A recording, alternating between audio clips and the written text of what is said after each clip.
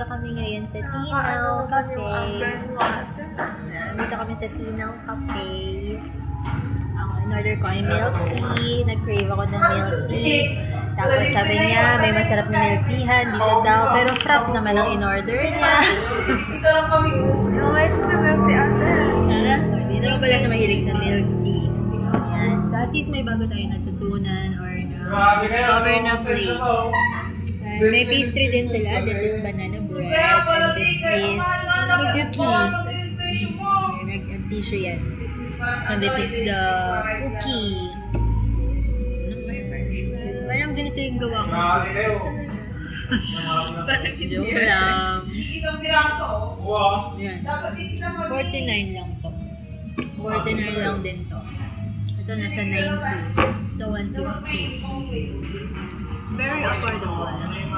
For students. The place. Tapos yun yung ano niya. Study. Interior pala.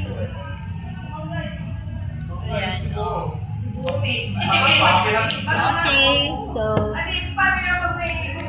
maya kami ay babalik na ng bahay. Magkukumute kami. Sana may para kami agad. Gusto mo ba maglakad ate? Ay, kaso kumain pa lang kayo. Bakit? Kaya mo ba maglakad ate? Maglakad na. Papuntahan na si ate. Yun yung ginagawa ko dati ate ng dito pa ako. Pero wag mo na subukan ate kasi stomach mo ate. Hindi mo kaya. Pwede pa naman ako maglakad. Pwede naman. Kaya lang ang inaalala ko ay yung anak ko. Ayaw mo ba maglakad? Pero guilty ako dito sa iniinom ko. It's so chocolatey. Pero chocolatey naman to. I need to drink a lot of water. Ewan ko bakit ito. First time kong mag-order ng chocolate flavored milk tea. As in, oo, hindi ko nag-order ng ganito. As in, dito lang. Normally yung classic lang. Yeah, yun nga, ikaw yung first time ko to. That's why. Kailan first time? Doon ako nag-try ng ano? Soda. Mga Soda na drinks. Oo, yun. Parang mas kaya ko pa yun. Kesa dito. Parang nag-aalala ako sa sugar level ko. Bale dati matanda ka na. Tentahin ka na ate, diba? Hindi. 33. Ay, akala ko 35. 33. Magta-34 ako ngayong taon. Sa July. Tapos, 35. Nakapagkamalan ka pa ba estudyante ate? Minsan lang. Pero dati ate, nung 25 something ka ate, mukha ka na sila. Pero ngayon ate, mukha ka ng 30.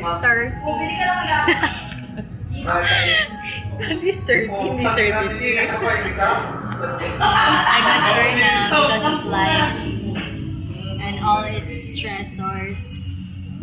Pero mukha ka pa rin ate. Yeah. So, what's your outfit for today? Go! Fit check tayo. Hindi ako tatayo. Oh. Yeah. Anong tawag dito? Cardigan. Sweater, mga ganyan. And then dress.